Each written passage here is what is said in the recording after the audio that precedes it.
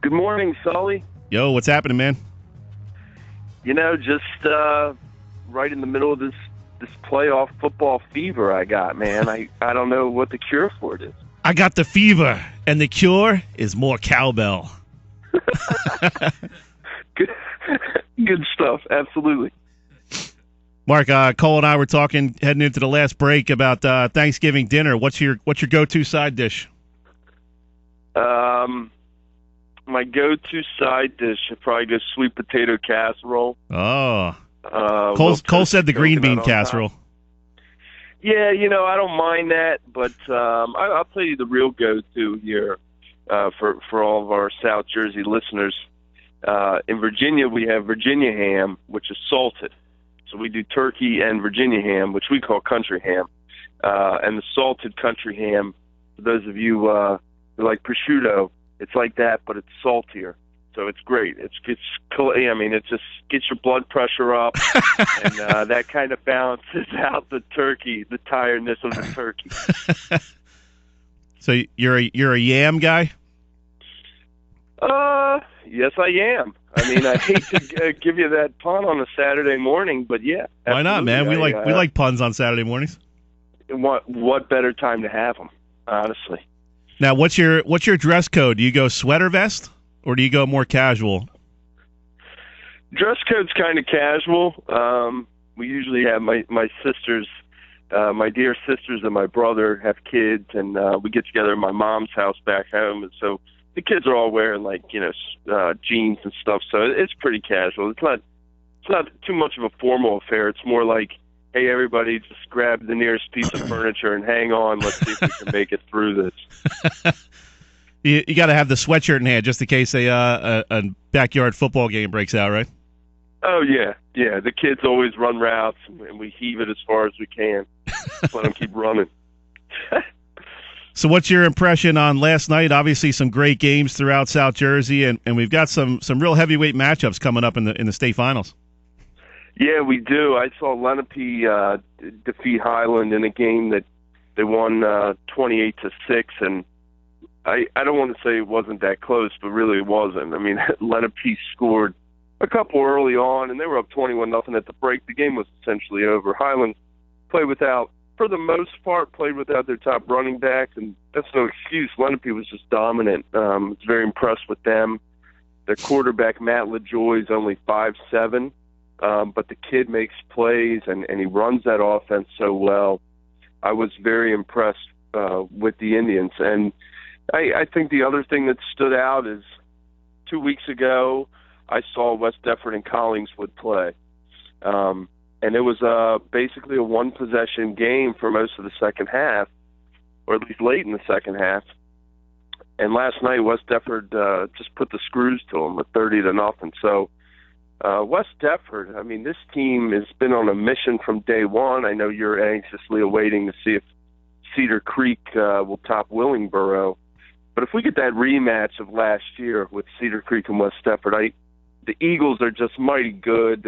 Anthony Sees is there now. Also, he wasn't on the team last year. He came over from Kingsway, and they've been looking forward to that game all year. And then it's like if they get to see Cedar Creek there again, that might even be more motivation. So I was very impressed to see them win the way they did last night. Just so you know, I'm 5'7", and I make plays every day. Oh, absolutely, man. Hey, look, I never doubted you. Actually, I'm listed at 5'7" on the roster. Oh, well, yeah. Which means I'm really 5'6". What about my man Cole? What's Cole's height? Cole goes about, what do you go, about 6'2", Cole? 6'5". You ain't no 6'5", are you? Yeah, I'm 6'5". 6'5"? Yeah. How about that? You learn something new every day. You guys, if you take the mean average, you're right about where I am. I'm about 6'1". So. He's a big old former old lineman. Played at Mainland and Willie Patterson. Hey man, you can't do it. You can't do it without the hog mollies up front. He's one of the big uglies, and he's still ugly. So. So does green bean casserole, pal. Yeah, Cole's a big boy. He can hold his own. Yeah. Good deal. His brother's finished up senior year at Mainland. Pretty great linebacker down there. Trying to see if he's going to be able to play on Wednesday night. They're going to face Egg Harbor Township. What's your favorite Thanksgiving matchup? Do you have one? Aside from me versus the turkey and the ham, let me think. I am interested this year to see Haddonfield and Haddon Heights. I think is the game I'm covering, and I've heard great things about that rivalry. I started in Vineland when I came up here a couple years ago briefly, and the talk of that rivalry between the Bolts and the Clan is certainly huge. I mean, I can't really grasp it. I struggle with it because I'm not used to it. So here it's like it's a different ball game than what I was used to growing up. But it's certainly cool to see people come out. Last year, Haddon Township Audubon, it was a packed house. Everybody in town was there, and I don't know. I'd say one thing am interested to see is Triton and Highland are resuming their Thanksgiving Day matchup this year, which is a new thing. I think Triton's been playing Timber Creek the last few years on that day. So that'll be good. Of course, Catholic 12-6, big one, really big one for parochials. We'll see. What's the point spread? You versus the turkey? Turkey plus 7.5. I'd say the turkey is the favorite for me just because it puts me down. It just puts me down. But the ham, I'm a healthy favorite on the ham. I go heavy ham. So turkey -6, ham plus 3. Come on, plus 3. I mean, I'd say plus 9.5 because I'm getting them at home. You're that confident? I'm getting them at home. Yeah. it's a home game for you. It'd be 6.5 on a neutral table, but I'm getting them at home, so I'd say 9.5. Good stuff. Let's talk about some of these matchups. We went over a few of them, obviously, with Kevin Minnick, your cohort there.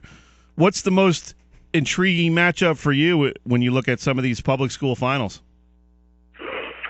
Well, I'd say if we get West Deptford Cedar Creek again, that's great. Lenape, Timber Creek, both are undefeated right now. They might not be next week. You don't know what's going to happen because Lenape is Shawnee in the Thanksgiving Day game. And then Group 5, Millville. Obviously, what a heck of a week to be from Millville. I mean, you get the MVP again, Mr. Trout. And then the Bolts just continue their magical season. I am really interested to see how they match up with Toms River North. But honestly, for me, the most intrigue always comes with Group 1 because it is a toss-up. And today we got both semifinals today. Pennsville goes to Paulsboro. Pennsville knocked them out last year. Paulsboro hasn't lost since week 1.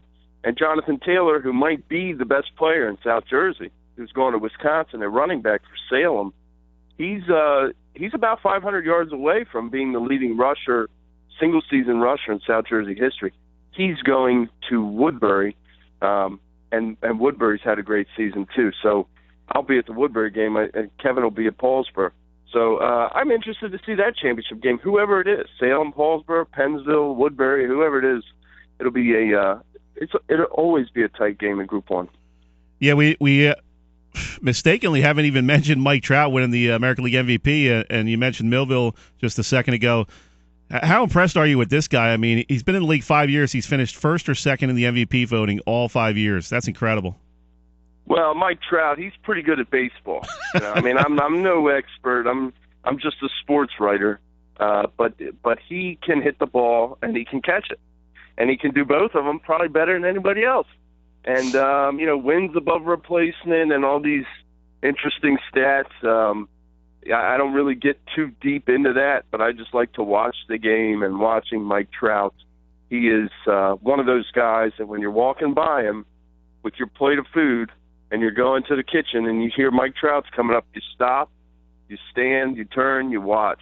It's funny you mention that because I do the same thing. I'll have an Angels game on or whatever. It might be late at night. They're on the West Coast, and you get maybe one of those games on MLB Network, and I'll be typing up a story or whatever, and I hear the lineup coming up for the next inning, and it says Mike Trout leading off. I'm right back in the living room.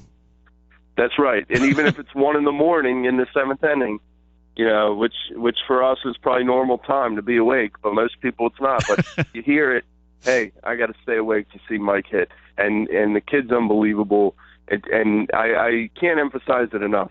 You talk about the kid or the guy, and he's from South Jersey, he's from Millville, and everybody's proud of that, as well they should be. But the bottom line here is, no matter where he would be from, Mike Trout is a phenomenal, once-in-a-generation talent to watch. No doubt, man. It just so happens he's from Millville, so everybody's kind of. But if Mike Trout was from, El Segundo, California, I'd be rooting for him because he's a great player. Yep. Well, we all get to call. We all get to kind of call him one of our own. So that's a great thing for South Jersey. Good stuff, Mark. As always, we'll catch up with you next week and enjoy the Thanksgiving break, buddy. Yeah, man. Happy Turkey Day to you and Cole. All right. Thanks, man. Have a good one. All right. Bye. That was Mark Trible, the Courier-Post.